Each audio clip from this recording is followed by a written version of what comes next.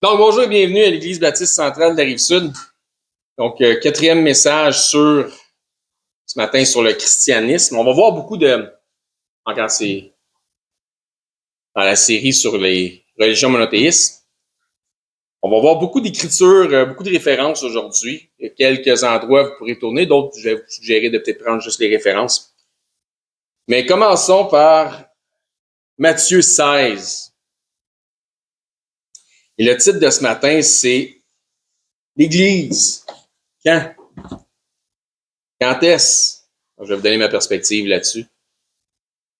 Certains, vous allez apprendre des choses. D'autres, ça peut être déjà terrain connu.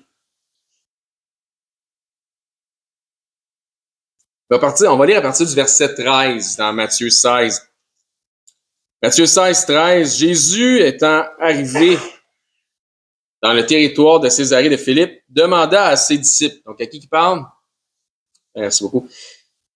Qui dit-on que je suis, moi, le Fils de l'homme? Donc, en général, les gens ils disent quoi? Qu'est-ce que vous entendez? Ils répondirent. Donc, qui répond? Les disciples. Les uns disent que t'es Jean le Baptiste, puis là, il y en a un autre qui dit, il y en a qui disent que t'es Élie. Il y avait comme une pensée qu'Élie était pour revenir, donc ressusciter et venir comme prophète. Les autres, Jérémie ou l'un des autres prophètes. Et là, il dit, et vous? Donc, c'est qui ça, vous? Les disciples leur dit, qui dites-vous que je suis? Donc, Pierre, là, à ce moment-là, donc il s'adresse toujours aux disciples. Pierre, à ce moment-là, va lui dire quelque chose qui est à la fois qui est grandiose, qui est rempli de sincérité. Puis, je pense que juste à une simple lecture, on n'a pas l'idée comment grand ce que Pierre va dire à Jésus pendant que Jésus est en face de lui physiquement.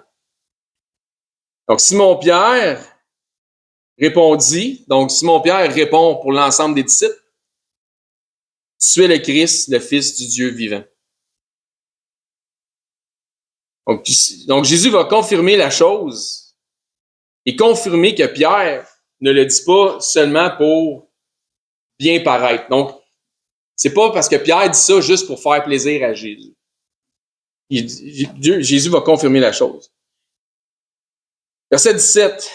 Jésus, reprenant la parole, il lui dit, tu es heureux, Simon, fils de Jonas. Donc, Simon, que Jésus a appelé, nommé Pierre, car ce ne sont pas la chair et le sang qui t'ont révélé cela.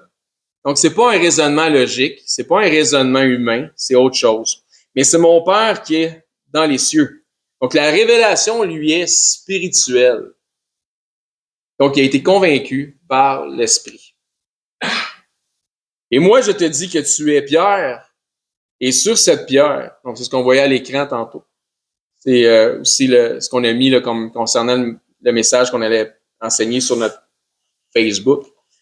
Et moi, je dis que tu es Pierre, P majuscule, et sur cette pierre, P minuscule, je bâtirai mon église. Donc, qu'est-ce que Jésus vient de faire là? Il vient de faire ce qu'on appelle un jeu de mots. Pourquoi? Pour créer un impact. Puis ça va créer un impact. Il veut laisser une marque. Il dit Simon, fils de Jonas, Pierre. Et il vient de faire un jeu de mots. Je bâtirai mon église.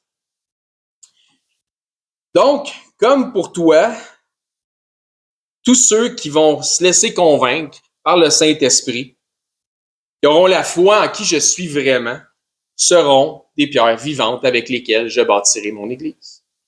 Pierre, tu es Pierre, petit p, et sur cette pierre, je bâtirai mon église. Et que les portes du séjour des morts ne prévaudront point contre elle.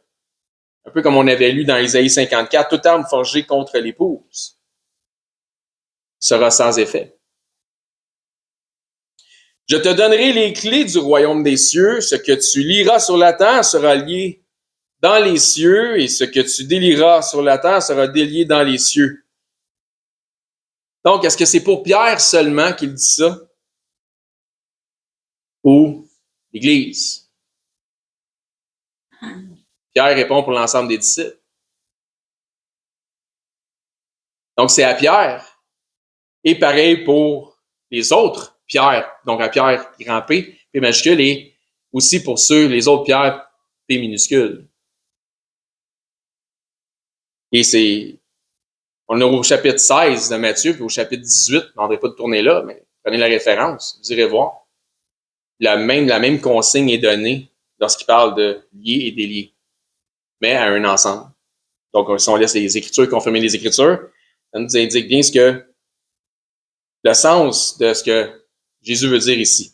Alors, il recommandait aux disciples, donc encore une fois, Pierre a répondu pour l'ensemble, puis il recommande aux disciples, donc ceux qui croient comme Pierre, parce que Pierre, la façon qu'il l'exprime, c'est quand il dit, ben, t'es le Christ, hein, t'es le Fils du Dieu vivant. Il répond parce qu'il est convaincu que les autres, là, pensent comme lui. Sinon, qu'est-ce qu'on ferait là? La raison qu'on est tous là, les disciples, c'est qu'on pense toute la même affaire, là. Nous autres, on pense pas que t'es Élie. Nous autres, on pense pas que t'es un des prophètes. Nous autres, on pense pas que t'es la résurrection de Jean le Baptiste. On sait que t'es pas la résurrection de Jean le Baptiste. On t'a vu, là, interagir avec Jean le Baptiste, pour certains. Donc, on croit que t'es le Christ, le Fils du Dieu vivant. Donc, alors, il recommandait aux disciples de ne dire à personne qu'il était le Christ. Donc, Jésus confirme qu'il est bel et bien le Christ en disant ça. Donc, des fois, il y en a qui vont dire, ah, Jésus, il dit jamais dans les Écritures qu'il est le Messie ou qu'il est le Christ, c'est faux. Il vient de confirmer que là, oui, c'est vraiment ça. T'as raison, Pierre, je suis le Christ. C'est confirmé par Jésus, là. Donc, c'est un passage d'ouverture, mais j'avais le goût d'en faire un peu l'explication, au lieu de juste le lire puis de commencer avec le message.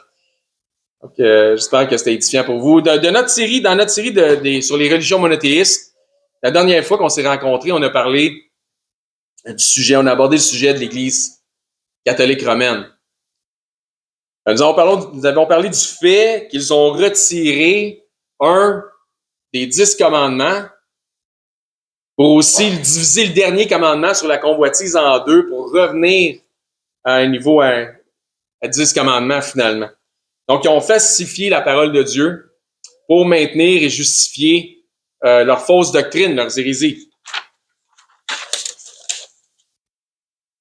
On va définitivement revenir éventuellement sur le catholicisme romain, parce que ce groupe-là a, eux, et continue d'avoir une grosse influence dans la chrétienté au sens large. On parle de plus d'1 milliard de personnes qui s'identifient comme étant catholiques romains. Nous avons aussi parlé du fait que la chrétienté soit être identifiée à Christ ou ceux qui suivent Christ pourrait remonter jusqu'aux premiers croyants.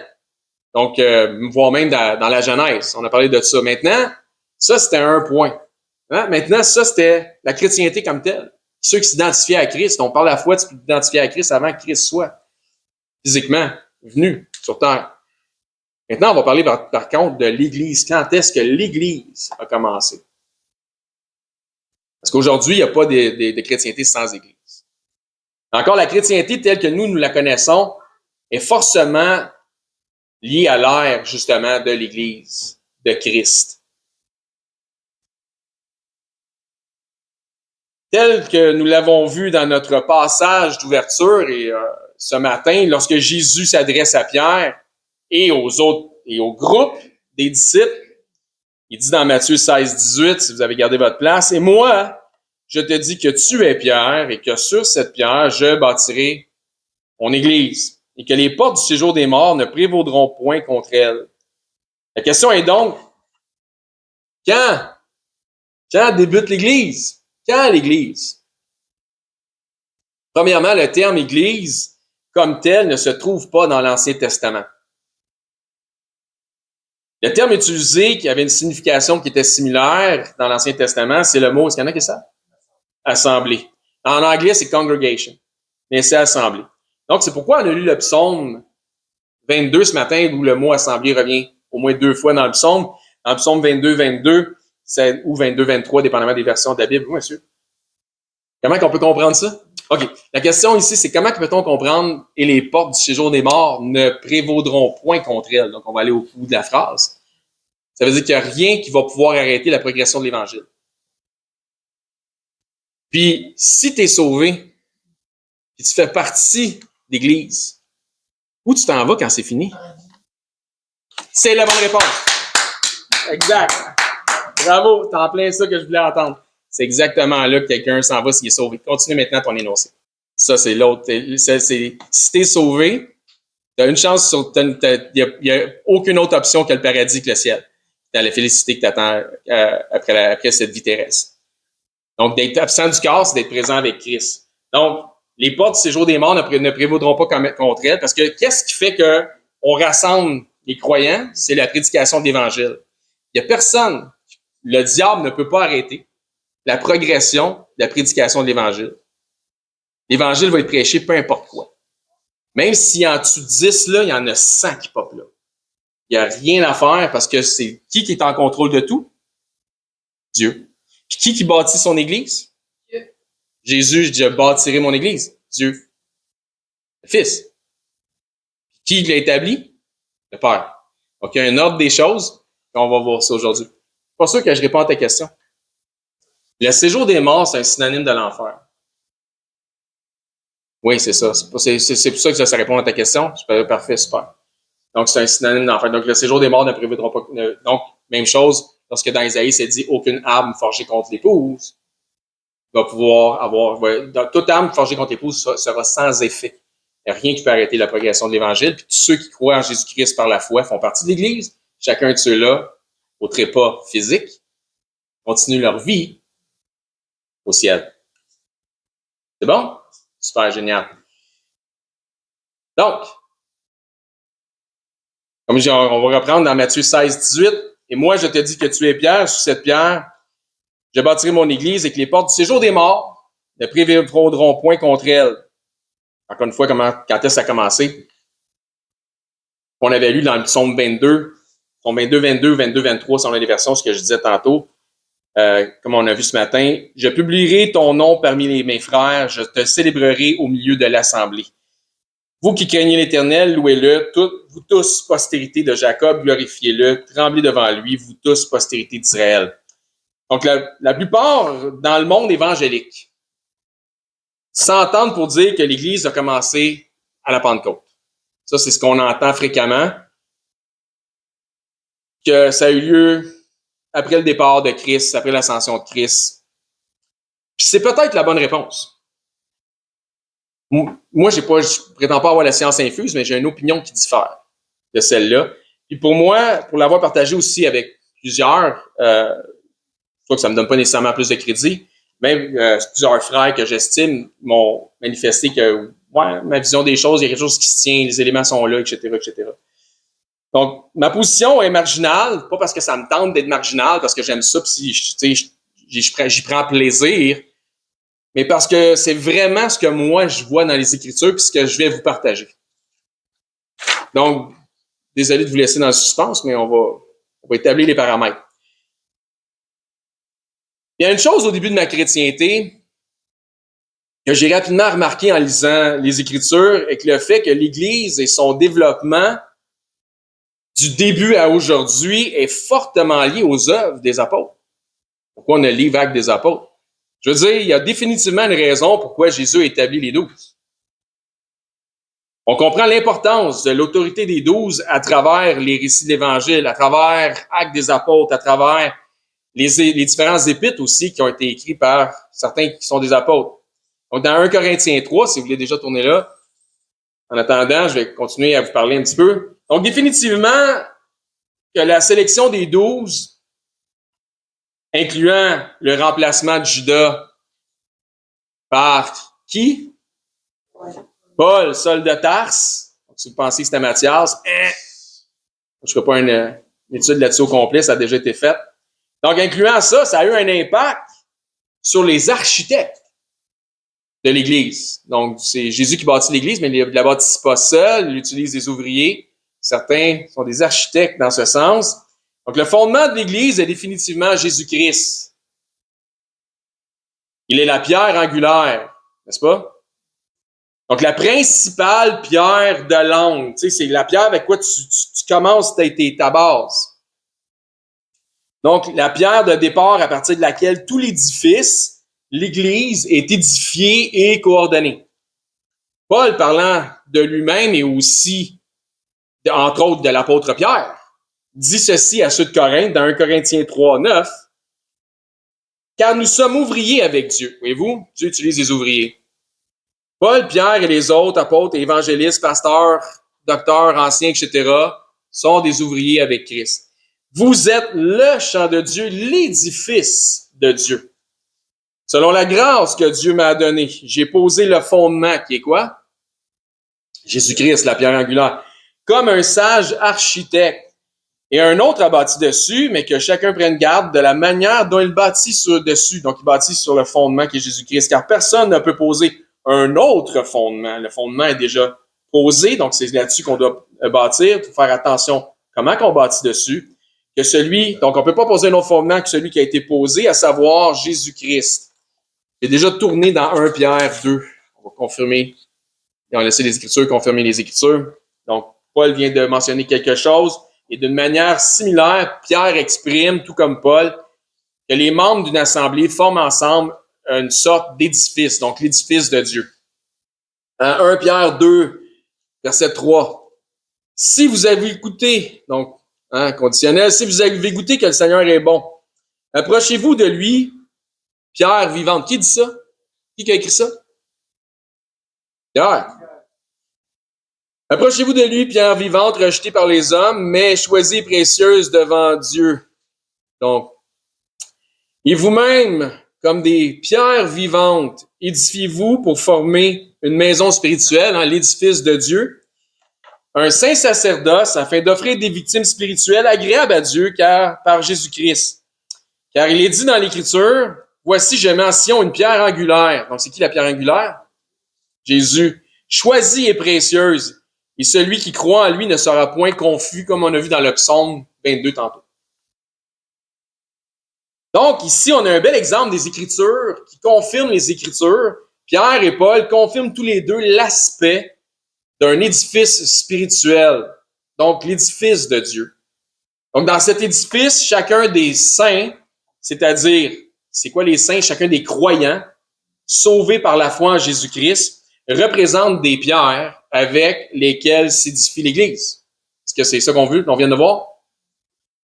C'est aussi Pierre qui nous confirme ici que lui-même comprend ce de quoi Jésus lui a parlé dans notre contexte d'ouverture. Quand il lui a dit, Pierre, tu es Pierre, et sur cette pierre, je bâtirai mon Église. Tu es Pierre, et sur cette pierre, je bâtirai mon Église. Donc, l'édifice de Dieu, la maison spirituelle. Ce qui peut très bien vouloir dire aussi sur ta profession de foi, donc ce que tu viens de manifester verbalement, en celui que je suis vraiment, que je représente vraiment, puisque Pierre venait toujours de dire, tout juste de dire, tu es le Christ, le Fils du Dieu vivant. C'est avec ça, c'est avec l'accumulation des gens qui vont faire profession de foi que je vais pouvoir bâtir mon Église. Tous ceux qui auront la foi, comme tu as, en qui je suis vraiment, feront partie seront des pierres vivantes pour bâtir l'édifice de Dieu ou la maison spirituelle.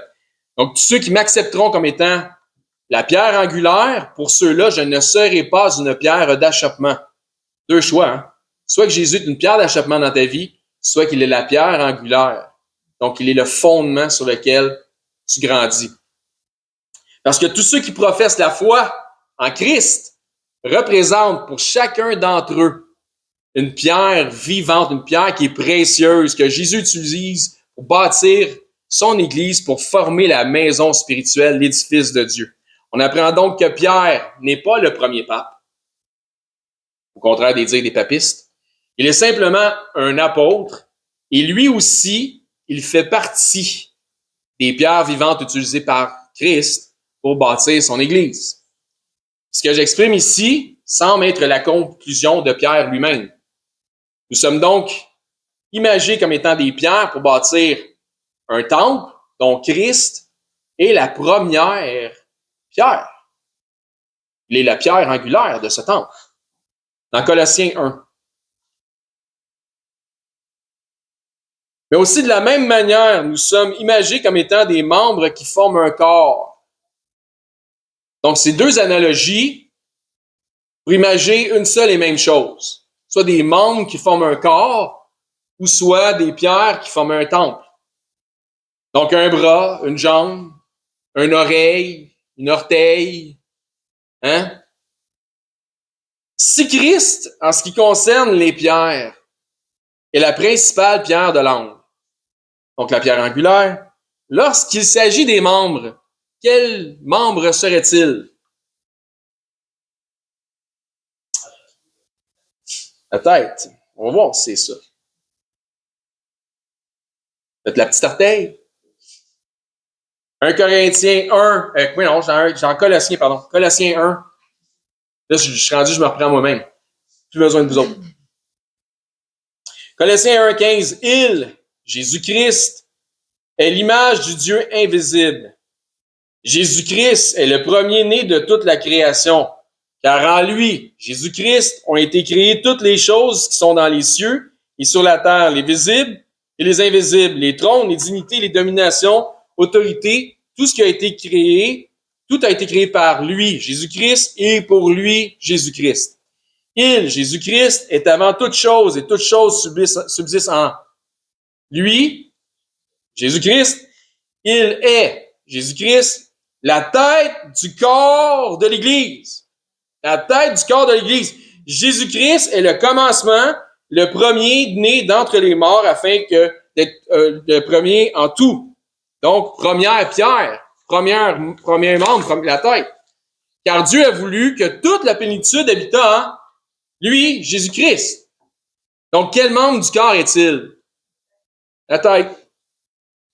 Jésus représente donc le premier membre du corps qui est l'Église. Son Église que lui-même bâtit. Maintenant, pour savoir quand a commencé l'Église, la question est donc, quand est-ce que Jésus est devenu la tête de l'Église? Ou dans le même sens, quand est-ce qu'il est devenu la pierre angulaire pour certains et pour d'autres, la pierre d'achoppement?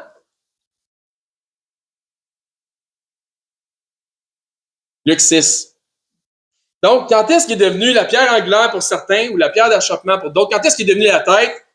Est-ce que c'était à la Pentecôte? Est-ce que c'est après la Pentecôte? Est-ce que c'est à la croix? Est-ce que c'est après sa résurrection? Est-ce que c'est avant la croix? Est-ce que c'est pendant son ministère? C'est quand? Luc 6, 12.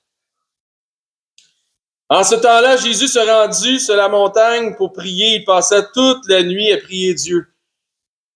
Il prépare une décision importante pour son ministère. Ça va avoir des répercussions. Comme j'ai dit tantôt, le fait que les 12 ont été là, c'est important dans l'histoire de l'Église. Quand le jour parut, il appela ses disciples. Il en choisit 12 auxquels il donna le nom d'apôtres.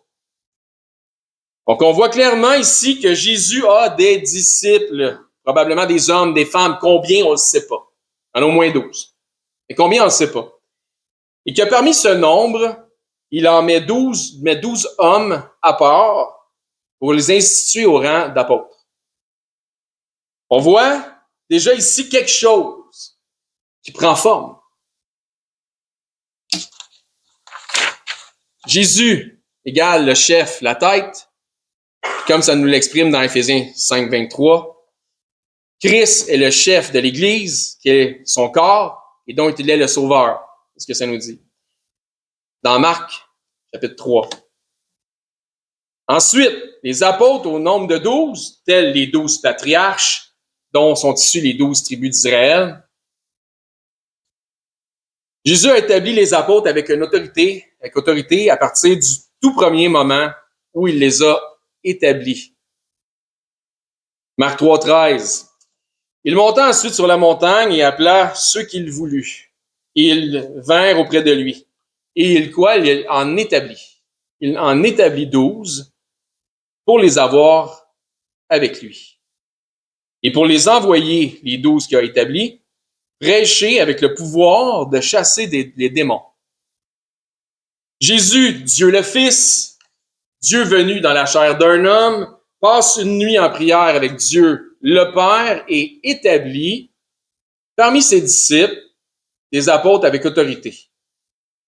Je vais faire la lecture de 1 Corinthiens 12, 27 et la première partie du verset 28.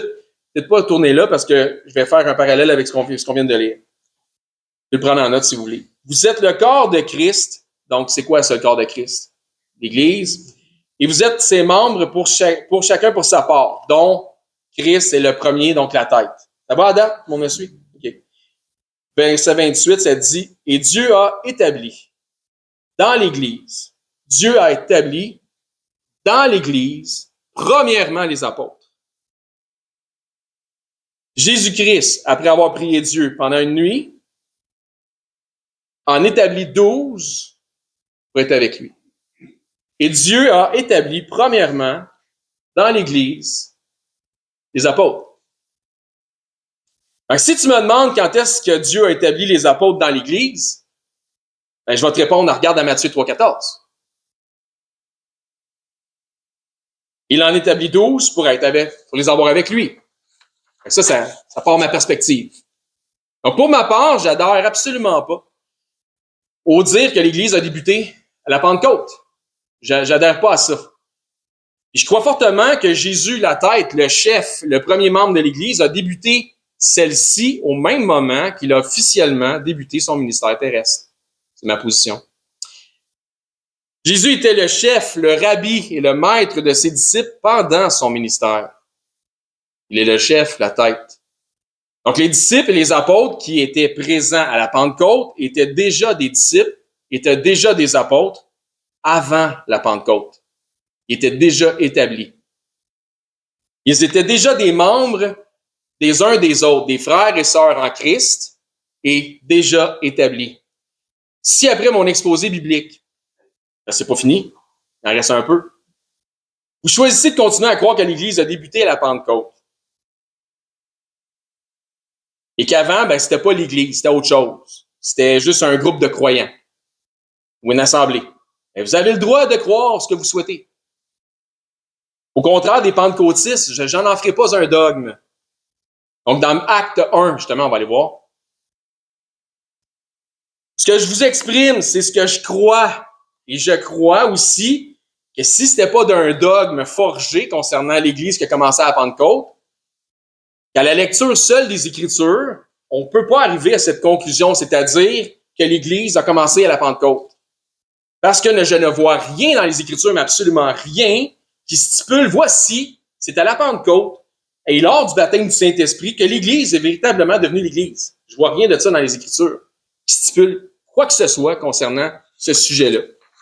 Acte 1, verset 4.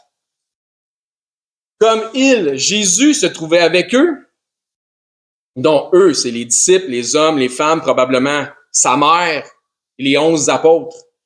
Il leur recommanda de ne pas s'éloigner de Jérusalem, mais d'attendre ce que le Père avait promis et que je vous ai annoncé, leur dit-il, car Jean a baptisé d'eau, mais vous, dans peu de jours, vous serez baptisés du Saint-Esprit. Sautons au verset 8. Mais vous recevrez une puissance, le Saint-Esprit survenant sur vous, et vous serez mes témoins à Jérusalem, dans toute la Judée, dans la Samarie, et jusqu'aux extrémités de la terre. Donc, cette assemblée de disciples à qui Jésus parle, il parle à des disciples qui sont là, incluant les apôtres, étaient-ils des membres de l'Église le jour de la Pentecôte moins 1? Pentecôte moins un jour, l'Église, c'était pas encore l'Église? Chapitre 2. Chapitre 2 de Actes. Verset 1. Donc, Pentecôte moins 1, pas encore l'Église. Le jour de la Pentecôte, ils étaient tous ensemble. Le jour de la Pentecôte, ils étaient tous ensemble dans le même lieu. Donc, ils étaient tous ensemble comme dans l'assemblée. Tout à coup, il vint du ciel un bruit comme celui d'un vent impétueux, et il remplit toute la maison où ils étaient assis. Des langues semblables à des langues de feu leur apparurent séparées les unes des autres et se posèrent sur chacun d'eux. Et ils furent tous remplis du Saint-Esprit et se mirent à parler en d'autres langues selon que l'Esprit leur donnait de s'exprimer. Donc, d'autres langues, plusieurs sortes de langues, des langues intelligibles. Bien évidemment, on ne fera pas un exposé là-dessus. Donc, par la suite, Pierre, inspiré par le Saint-Esprit de Dieu, fait un merveilleux sermon et un appel à la repentance. S'en est suivi une grande conversion de plusieurs Juifs. Dans Actes 2, 41, ceux qui acceptèrent la parole furent baptisés. Et en ce jour-là, le nombre des disciples s'augmentaient d'environ 3000 âmes. Donc, ils ont fait exactement ce que Pierre avait fait. Hein, ils ont reconnu que Jésus-Christ, Jésus est le Christ, c'est le Fils du Dieu vivant. Donc, ils ont manifesté leur foi, ils ont été ajoutés au corps. Dans ce jour-là, en plus ou moins 3000 âmes du nombre de disciples ont été ajoutés. Et ça a été fait après l'ascension de Christ. Donc, on voit ici comment se termine le chapitre. Les disciples, les nouveaux, comme les plus anciens, étaient tous réunis dans Acte 2,47, louant Dieu et trouvant grâce auprès de tout le peuple. Et le Seigneur ajoutait chaque jour, donc des pierres vivantes, à l'Église, ceux qui étaient sauvés. Dans ma déduction, puisque j'ai pas aucune autre évidence biblique, c'est que c'est que les plus ou moins 3000 ont été ajoutés à ce qui existait déjà. Et par la suite, le Seigneur ajoutait à chaque jour à l'Église ceux qui étaient sauvés. Donc, pourquoi je dis que le Seigneur ajoutait? Parce que c'est ça qui est écrit, mais parce que, comme il l'a dit, je bâtirai mon Église. C'est lui qui ajoute. Jean 3. Je crois que Jésus, lors de son ministère terrestre, bâtissait déjà son Église en accumulant déjà des disciples. Ça, c'est ce que je crois. Je crois que Jésus était le premier membre de l'Église et a commencé quand il a lui-même débuté son ministère, lorsqu'il avait environ 30 ans. L'Église est l'épouse de... L'Église, c'est l'épouse de Christ, vrai? Voici ce que dit Jean le Baptiste à propos de son cousin Jésus. On est d'accord que l'Église, c'est l'épouse de Christ? OK, parfait. J'essaie de savoir. Jean 3, 28. Donc, voici ce qu'il dit là, le cousin de Jésus. Vous-même êtes témoin que j'ai dit, je ne suis pas le Christ, mais j'ai été envoyé devant lui. Donc, il relance vers Jésus, qui lui est le Christ. Celui à qui appartient l'épouse, c'est l'époux. Et l'ami de l'époux, qui se tient là et qui l'attend, éprouve une grande joie à cause de la voix de l'époux. Cette joie qui est la mienne est parfaite. Verset 30. Il faut que je croisse. Qu'il croisse et que je diminue. Donc, je me demande à quelle épouse Jean fait référence. Donc, je crois encore une fois que l'Église a commencé avec Christ au moment où il a été prêt à prendre avec lui des disciples. Je crois pas qu'il y ait matière à faire une grande histoire avec ça. Avec le fait que la puissance du Saint-Esprit à la Pentecôte a été l'événement déclencheur qui a vraiment fait en sorte que l'Église a commencé là. Moi, je ne le vois pas dans les Écritures. Parce que l'Esprit a toujours été là. L'Esprit était dans les prophètes de l'Ancien Testament. On l'a vu ça dernièrement dans nos prédications.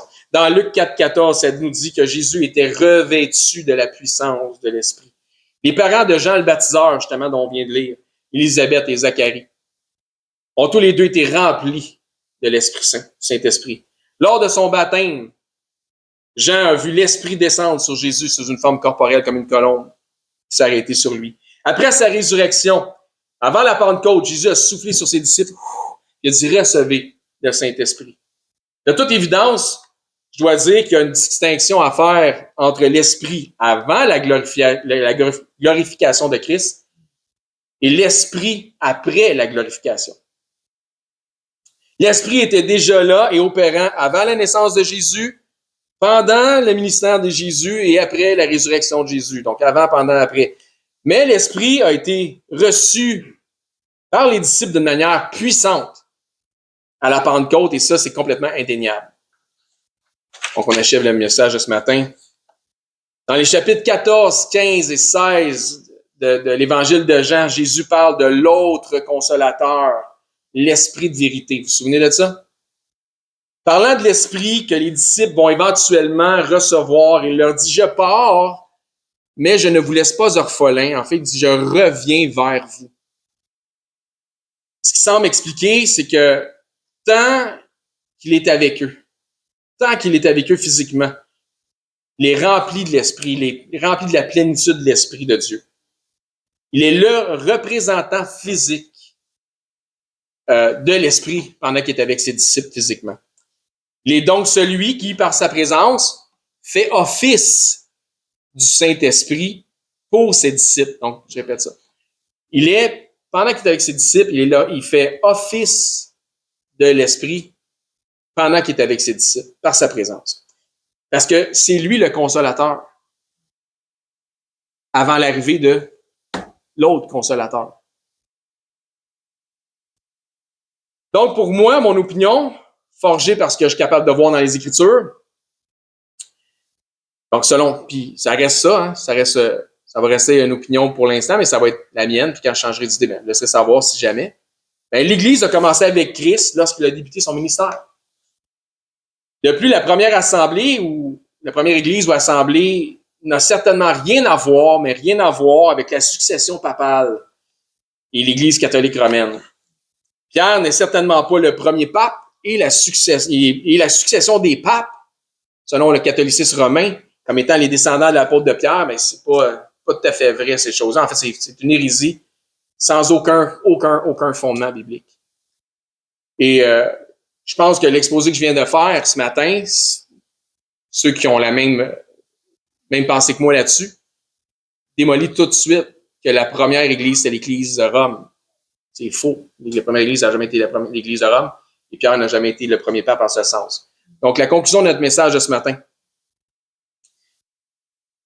Si vous aviez une autre opinion sur le véritable commencement de l'Église, soit, si vous souhaitez conserver cette opinion-là, sachez que ce n'est pas un problème, c'est pas un sujet de discorde, mais je vous suggère d'évaluer si votre opinion, c'est elle est biblique ou si elle est dogmatique.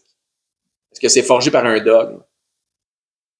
Maintenant, si vous n'avez jamais pris position pour Jésus-Christ, ça c'est autre chose, c'est qu'il y a probablement quelque chose qui vous tiraille concernant Jésus dans votre vie. Et Jésus peut, pour vous, passer d'être une pierre d'achoppement à être une pierre de fondement, une pierre de fondation. Si vous choisissez de faire de Jésus-Christ votre Seigneur et votre Sauveur, sachez qu'en lui, il n'y a pas de confusion. Vous ne serez plus confus. Vous allez savoir exactement qu'est-ce qui vous attend au bout du chemin. Et vous allez par la foi, parce que par la foi, on sait qu'on est sauvé lorsqu'on a cru en l'Évangile de Jésus-Christ. Amen. Bonjour, ici Éric, ancien et enseignant du ministère de l'EBCRS. J'aimerais d'abord vous remercier de vous intéresser à l'œuvre de notre ministère ainsi qu'à la chaîne sur laquelle on distribue notre matériel. Si, suite à une de nos prédications, vous réalisez que vous n'avez jamais fait du Seigneur Jésus le Seigneur de votre vie, le Sauveur de votre âme, mais que vous réalisez aussi que vous avez vraiment besoin de vous tourner vers lui afin de sécuriser votre éternité, je crois que ce segment de vidéo s'adresse à vous, puisque la Bible nous déclare cette vérité. Dans 1 Timothée au chapitre 2, à partir du verset 3, ça nous dit que Dieu est notre Sauveur. Et que dans cette optique, Dieu souhaite que tous les hommes soient sauvés et que tous les hommes parviennent à la connaissance de la vérité. Et ça nous dit aussi, car il n'y a qu'un seul Dieu et un seul médiateur entre Dieu et les hommes, et c'est Jésus-Christ qui s'est lui-même fait homme. Et ça nous dit que Jésus-Christ s'est fait homme afin de lui-même se donner en rançon pour le rachat de tous. Jésus a dit en conversant avec ses disciples qu'il est le chemin, la vérité et la vie, et que nul ne vient au Père, c'est-à-dire à Dieu, qu'à travers la foi en Jésus lui-même. C'est la seule façon. C'est ce que Jésus exprime aussi en partageant l'Évangile avec un homme d'un certain âge qui se disait lui-même très religieux. Dans l'Évangile selon Saint Jean au chapitre 3 et verset 16, Jésus dit à cet homme « Car Dieu a tant aimé le monde, qu'il a donné son Fils unique afin que quiconque croit en lui, donc met sa foi en lui, ne périsse point, mais qu'il ait la vie éternelle. » Donc la volonté de Dieu, notre Créateur, elle est claire. C'est que tous parviennent à la repentance en faisant le choix volontaire de croire par la foi le récit de l'Évangile de son Fils Jésus-Christ. Les informations qui nous sont transmises dans la Bible nous font comprendre que par nature, malheureusement, nous avons tous enfreint les règles de sainteté déjà établies par Dieu. Nous avons tous enfreint au minimum une des 10 lois, des 10 règles, des 10 commandements, mentir, prendre le nom de Dieu en vain, manquer d'honneur à nos parents, blasphémer, peu importe. Donc Dieu, dans sa perfection, qu'il ne peut renier, est 100% juste. Et puisqu'il est 100% juste, il doit nous juger selon la justice. Et comme nous sommes tous coupables de péché et de transgression, nous méritons tous notre sentence. Mais bonne nouvelle, parce que Dieu, dans sa perfection, est aussi 100% miséricordieux et souhaite faire miséricorde à tous. Donc, Dieu nous tend la main afin de nous sauver du châtiment qui est réservé aux transgresseurs de sa loi. Jésus nous explique qu'un endroit terrible a été préparé pour Satan, le chef des anges déchus, des démons, un endroit de flamme, de regret, de tourment, de souffrance, etc. Et la réalité de l'enfer que Jésus nous explique, les raisons pourquoi c'est si effroyable, et que tous les attributs de Dieu, ils sont absents, puisque c'est tellement éloigné de Dieu. Tandis que Jésus dit à ses disciples qu'il est allé au ciel, dans la demeure du Père, pour nous y préparer une place. Dans cette place, le paradis céleste, étant auprès de Dieu, au contraire de l'enfer, étant dans sa proximité, nous y retrouverons l'ensemble des attributs que procure sa présence. La joie, l'allégresse, l'amour, le bonheur, mais dans une proportion qui est inexprimable et incompréhensible pour les simples charnels que nous sommes présentement, dans une façon que les mots ne peuvent pas exprimer. La Bible déclare que le salaire du péché, c'est la mort, et non seulement la mort physique, mais aussi la mort spirituelle. Et que la mort spirituelle est une incapacité à avoir accès à Dieu. C'est une séparation d'avec Dieu. La Bible déclare dans Romains, chapitre 6, 23, que le salaire du péché, c'est la mort, mais que le don gratuit de Dieu, c'est la vie éternelle en Jésus-Christ, notre Seigneur. La vie éternelle est donc un cadeau que Dieu vous fait, qui est accessible pour tous, dans la mesure où chacun accepte de recevoir ce cadeau. Donc, tel un cadeau qui nous est offert, la réalité représente que nous n'avons pas d'effort ou d'œuvre à faire utile pour recevoir ce cadeau. Sinon, ça ne serait pas un cadeau, mais ce serait un dû. Ainsi donc, il n'y a aucune œuvre que nous pourrions faire pour nous racheter nous-mêmes de nos fautes, de nos transgressions ou de nos péchés que nous avons commis contre Dieu. L'œuvre utile pour notre rachat a été accomplie par Dieu en la personne de son Fils Jésus-Christ lorsqu'il a pris notre place sur la croix. Ce qui a été entièrement confirmé aussi pour notre justification à la résurrection des morts après 3 jours et 3 nuits au tombeau. Ainsi donc, la Bible dit que pour être sauvé de la mort et de l'enfer, c'est-à-dire afin d'avoir la vie éternelle et notre place au ciel, il faut simplement mettre notre foi en Jésus-Christ, le Seigneur. La Bible dit « Crois au Seigneur Jésus et tu seras sauvé ». Mais croire au Seigneur Jésus, c'est important qu'on en parle. Croire au Seigneur Jésus a une signification. C'est simple, mais, comme je dis, important. Cela signifie de croire par la foi dans le récit de l'Évangile de son Fils. Puisque la Bible dit que l'Évangile est la puissance de Dieu pour le salut de quiconque croit. Que dit donc cet Évangile, cette bonne nouvelle, puisque Évangile veut dire bonne nouvelle, mais Romains, au chapitre 10, nous en parle justement. À partir du verset 8, ça nous dit que cette bonne nouvelle, cette parole, est près de toi, elle est dans ta bouche et dans ton cœur. Or, c'est la parole de foi que nous prêchons. Si tu confesses de ta bouche que Jésus est le Seigneur et que si tu crois dans ton cœur que Dieu l'a ressuscité des morts, tu seras sauvé. Ça nous explique ensuite, car c'est en croyant du cœur qu'on parvient à la justice et c'est en confessant de la bouche qu'on parvient au salut, selon ce que dit les Écritures.